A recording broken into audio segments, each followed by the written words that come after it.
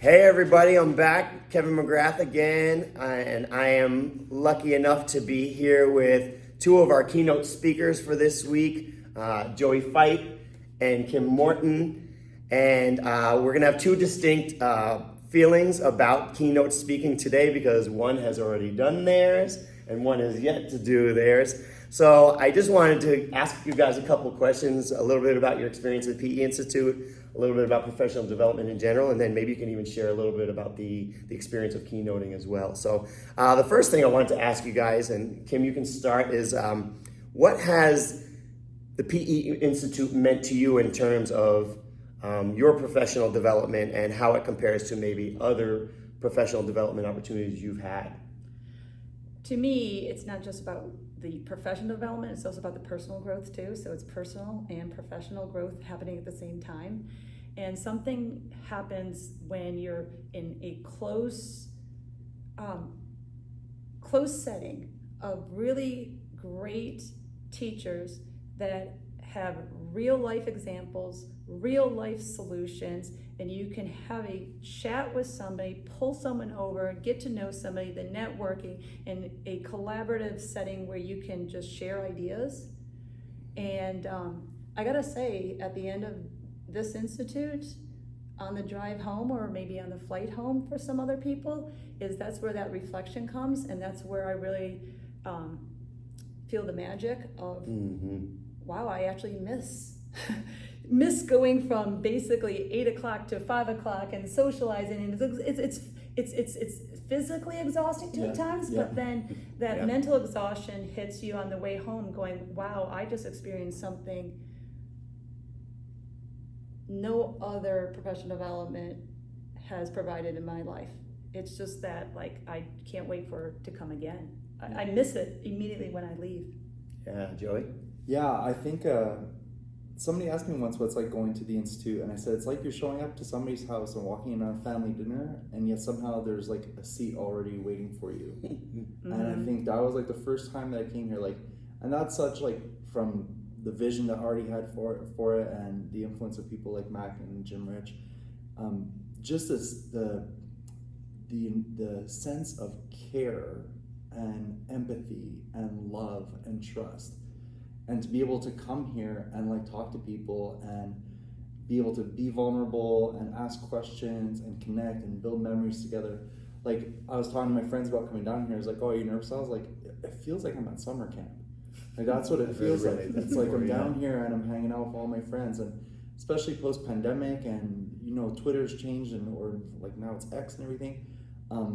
It's nice to have these like touch points where we're able to reconnect and remind ourselves that we're still part of this incredible community, even though throughout the rest of the year we're oftentimes alone in our gyms. Yeah, I think this is kind of a reach out to a lot of those people that don't have those that other person to bounce ideas off of, and they're kind of reliant upon themselves to come up with every single idea, and they feel like they're hitting a wall.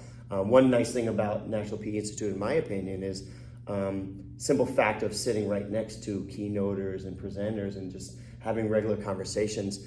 When you see somebody up in front of a room or a stage, sometimes you forget that they're just human beings, you know? And I think that it's really nice. This is a really nice place when you realize that, yeah, they absolutely are, and they're actually pretty genuine, amazing human beings as well. Would either of you guys like to share an experience where you remember that, like, yeah, this person I met, this is why I'm here, like an interaction you had at one of these, not necessarily just P.E. Institute, but in general, where you had an interaction with somebody and you were like, this is why you come to one of these things? Yeah, I think like coming here to the Institute, I'm grateful that like, my first one was in 2013. I'm grateful that I had the wisdom to just kind of like shut up and be a sponge. Like, I would just sit down at these tables and I'd listen to like Mac and Jim and Artie talk, and then I'd meet Aaron and Kim, and I met Stevie Chepko my first year here, and I was just wise enough to be able to like just soak it in, because although like there was probably value I could have added to the conversation, I was in the presence of such greatness and it Legends. I was just able to take it in. I think that was, for me, being able to recognize that, and especially coming from Canada, this is my first conference that I came to in the States. Wow. So it was a whole different like, PE community.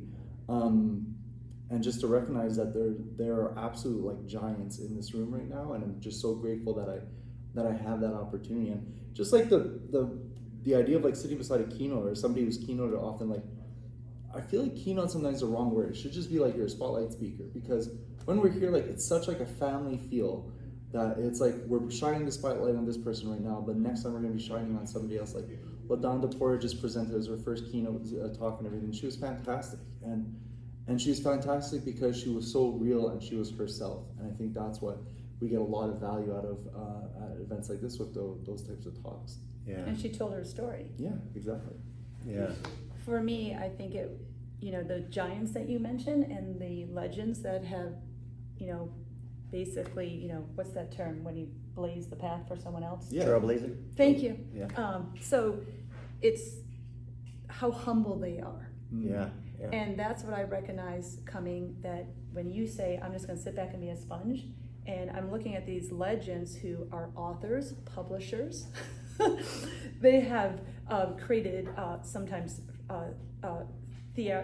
frameworks for practice and the way that we've been doing things in our lives, and they're sitting right there, and they're right there, Right. and they just are here because they want to lift us up. And I think that's the true magic of it, that I'm like, I've got these legends that I like, like almost like have like a celebrity crush, that they're just real people, and they just want to lift the profession up, and by doing that, they're supporting us to support our students. And they're asking questions in the sessions. Like it's Which, such like right. an incredible like modeling to like be like, wow, this person's like at the top of their game and they're still hungry to like grow and learn. Yeah. And it's so inspiring to be like, it just reminds you, it's like a lifelong journey, and there's no, like I said before, like I forget, it's Jason Williams, Leach. Oh, sorry. who says that there's no such thing as perfection. Don't try and be a perfectionist, be an excellentialist, and just chase excellence in everything you do. And it's so cool to get to see people just asking those kinds of questions. And He's got a great way to say things. Doesn't he? Right? He's got a great way to She's a say keynote things. speaker. Or a spotlight speaker. Sorry. Just Spotlight wow. speaker. Yeah. You pinch yourself of some of the people here, and just the learning that they want, even for themselves, from others. And I tell you what, please hear this message out there, you guys. We need the new group. We need people that think completely differently from us. We need people that have ideas that we've never thought of because you come from a different light.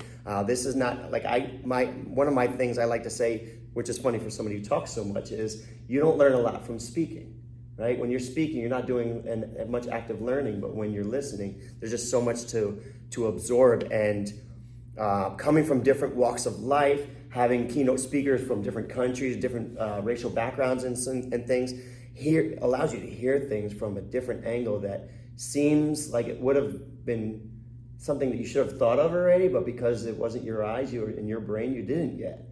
I love how ideas go from one idea to another idea to another idea. It multiplies so fast in this environment. Absolutely. And you are ready for the school year when you leave here. Yeah, without a doubt. Yeah. And is there anybody that you have either seen here this week already, or plan to go to tomorrow before this big thing ends, that if you had the opportunity to encourage somebody to go see what you've seen, who would you recommend to the audience to jump in a session the next time they're at a PD?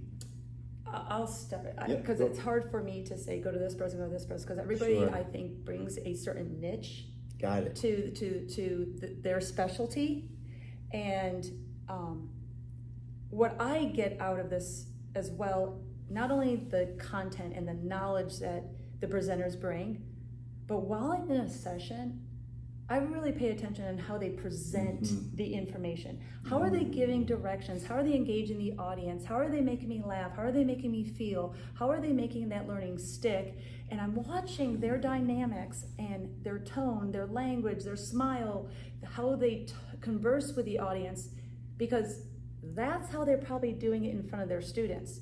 And that's also a learning piece to take back. Not just on the content of the presentation, but how they present it is that true craft and what I'm really watching. And I don't know, I don't want to put the pressure on presenters like, ooh, I'm really watching what you just did. That was really good. But is just special in that way. And I don't think people recognize the value of watching a presenter on how they deliver their content is huge. Well, you definitely get a feeling from each presenter, John. It's that Right. idea of being like 1% better too, right? Like 'cause sometimes you go to a conference like, oh, I didn't get like that like huge idea that's gonna like change my whole life. But it's not about that. It's about the little pieces that you pick up, the way of saying things, the calls to action, the way of showing information, the way of breaking down a skill, whatever it may be. That's what helps you grow over time. I remember Dean Dudley once said that professional development shouldn't be treated like a flu shot. It should be treated as an IV drip, where you're just constantly being nourished by it and picking up little things and growing. Write it down. And I would say the same thing. There's fantastic presentations that I've been to and fantastic presenters and people that I love seeing in action. But I think the most important thing is go into a conference with questions that you want to find answers to. Like reflect on your teaching, figure out what it is, like what really bugs me about my teaching. What is those things that those Pain points. those itches that I can't scratch and whatnot. And have a clear idea of that, because while you're here, all of a sudden you've got that in your ear and you're hearing that there's so many conversations happening around you. And it's like, oh, I heard somebody talking about outdoor ed over here. Or, oh, I heard somebody talking about formative assessment over here, whatever it may be. And then you're finding those solutions that are going to help you grow. Right. Oh, Go to the sessions that you actually feel like I don't want to say weakness. Yeah, but don't go to the sessions that you always feel already comfortable with the content. Yeah. Even though there's always something to learn from something, right? Yep. Always. But I've always I tasked teachers when I was supporting teachers in a large school district is don't go the ones that are going to be just most comfortable. Go the ones that are going to stretch you. What's that called? Like when you're in that stretch zone, they say to be in. Zone of proximal development. Well, that sounds fancy. That's deep. good. That's Like good. that's what it is. Like, I'll stick to that stretch zone. Stretch zone. Don't go to the threat zone. Don't go in the comfort zone. Go to the stretch zone. there you go. I like that. Absolutely, because it's about making that 1% happen, right? Right. Not about changing who you are as an educator, because I think that everyone's their most authentic self when they're coming from their own point of view. That's why I think some of these spotlight opportunities are so wonderful, because you just see life through that person's eyes for a little while. And to wrap it up, 2 keynote speakers, an after and a before. I'm gonna start with Joey, because I feel like maybe a little bit of the shoulders are a little bit more relaxed at this point of the conference. Could you elaborate a little bit on the feeling? Let's say you had 9 p.m. last night or 7 a.m. this morning in comparison to say right now. Yeah, I think like where I get most nervous is I ask myself like, is this going to help? Like, did I put something together that's actually going to help? And like this is my 6th time speaking at the P.E Institute, and I feel more at home here than I feel any other stage that I've been on in my life. But it's really like, did I put something together here that people are going to be able to connect with and that's going to actually help? And like putting the presentation together is a pain. It's a lot of work, and like I want to make sure that I'm sharing information that's correct and evidence-based. But honestly, as soon as I was done, I was like, I wish I had a follow-up session. Like I wish I had more. And I don't feel like that everywhere. I do not feel like that everywhere. Like sometimes I'm done, I'm like, whew, that's done. That's a job. I'm done. You want to keep going. Yeah, and here I'm like, there's like things, there's more I want to say, and there's so much more that I want to share. And these are the people that I want to be sharing. I was going to say, it's indicative of your audience. You know that they're truly listening and they want more. And I'm sure that at some of these social opportunities, people are hoping that you extrapolate on some of the things you brought up. And Kim, Yes. you've got I'll be going to T bed minus early. I'll be how going to many bed hours early now? tonight. I'll I be was going to bed at practicing. 8:30 last night. Yes. Just saying. I know, I didn't see you last Right. night. I figured Go that to was bed why. early. So I hope you have a good night and just relax. Yeah. So the best thing I can share on the feeling of the night before, or let's say even like the 5 minutes before you get up on that stage, is it's almost like you're walking out on a championship soccer field. And I've already played, 120 minutes, 90-minute game, 30-minute overtime, and now I have to kick the winning goal in a penalty kick. Wow. That's kind of like the feeling I like that.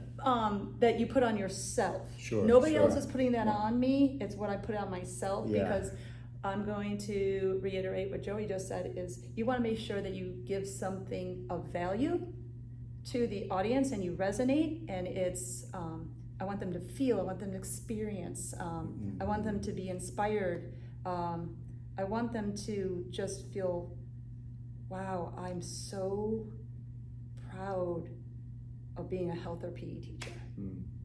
I'm Well so said. happy I chose that profession. Well said, and I think that we have that distinction in the world of education where we do a ton with our heart leading the push. I'm not going to say other subjects do not, but I feel like that is something that's very indicative of a strong physical educator, is somebody who's really pushing forward with their heart, and they said, the content will handle itself, but if I'm leading with my heart, I think that's the best way to do it. Can I just say something too? Just because my whole story started with blogging, like my website, thephysicaleducator.com, started because I started as a blog. You don't have to wait to have this kind of opportunity to share your ideas either. Like there's so many, like between social media and blogging platforms and other writing platforms. Podcasts. And writing, putting your thoughts down into like written words, it's such a powerful reflection opportunity, and it's such a great way for you to continue to grow. And I'm just so grateful that like I was coming up in a time when like blogging was popular, and I was like, oh, I'll try doing this. And I know that there's lots of other ways too of helping out, but that was such like a powerful thing for me. And then when I finally did get opportunities to speak, I had a lot of like material that I was able to pull on to present. But everybody's got a voice. Everybody, first of all, everyone's enough. We all underestimate the value that we bring to this world. Especially as teachers, we're very self-effacing, and we don't think that what we do is that special sometimes, or that we're not that special, and people just do incredible things on a daily basis that you just never hear about. And you never know where an idea is going to be able to connect with somebody and how it's going to reach somebody in that moment of need. So that's my best, like just get going, just start that way. And then the goal isn't necessarily to be a keynote. The goal is to help others, no matter what, where you are. It's to help Sharing others. ideas. Yeah. Be united. And I'm going to phrase your state of Virginia, Okay. who has been a good influence on my career too and inspired me. Yeah. And one of your mottos when you go to an institute in Virginia is always we're better together. Yeah. And I think that's what sums this all up, is because some of the conversations we're having here are going to then spiral into a great idea that someone's going to do, and then the following year they might even be presenting like, I got this idea from here, I got this from here. It's going to make our profession better, and we have to do something to help those who are entering this profession that may not have a license. We have to address this teacher shortage, and we have to help those who are entering a profession that may not have had any even college, training in. So I put it to everybody here to help our profession by helping others. You heard it right here, you guys. I think if nothing you hear, all these things were incredibly intuitive and thoughtful, responsive. But I think the thing you hear most is go out there, connect, share your ideas, and see what comes from it. And that's what we're all trying to do here. We're trying to meet you. We're trying to get you down here so we can hear what your angle is like, and how we can add 1% to our professional life from what you have to offer. So there's no place like the PE Institute. We hope to see you here July 17th and 18th, 2025, right here at UNC Asheville Sherrill Center. And thank you, Kim and Joey. Thank you for the spotlight opportunities that you shared with us. And we'll see you again soon. Thank you, Kevin.